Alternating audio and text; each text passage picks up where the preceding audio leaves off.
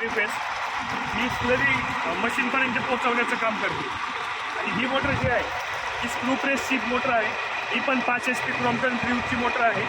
Screw press करत करत इथं टक्कर तयार होते. आतमध्ये टक्कर तयार झाल्यानंतर सॉलिड फायबर ड्राय फायबर जे आहे ते पुढं निघतं आणि लिक्विड जे आहे ते इथून खालून त्याला ते आपण कलेक्ट करू शकतो, स्टोअर करू शकतो किंवा शेताला सोडू शकतो डायरेक्ट. आणि या फायबरला सुद्धा एनरिच करून याच्यात जैविक बॅक्टेरिया काय असतील, Pseudomonas, azotobacter, Lactobacillus, photosynthetic bacteria, ज्या काही ॲग्रिकल्चरल बॅक्टेरिया असतील त्या आपण याच्यामध्ये ॲड करू शकतो, लिक्विडमध्ये ॲड करू शकतो. त्याचं मार्केटिंग, शेतीला ॲप्लिकेशन हा सगळं एकंदरीत कन्क्लुझिव्ह मॅटर आहे या प्रोजेक्टचा. किती किलो आहे?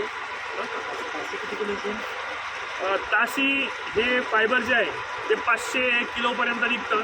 आणि स्लरीची क्वालिटी जर चांगली असेल तरी मशीन ज्यांच्याकडून खरेदी केलं आहे पटियालावरून सनीपाजींचं म्हणणं असं आहे जर स्लरी चांगली असेल तर ते एका तासाला 1 टनसुद्धा माल फायबर प्रोड्यूस करू शकतं. तर एकंदरीत मशीनची माहिती आणि प्रोजेक्टची माहिती.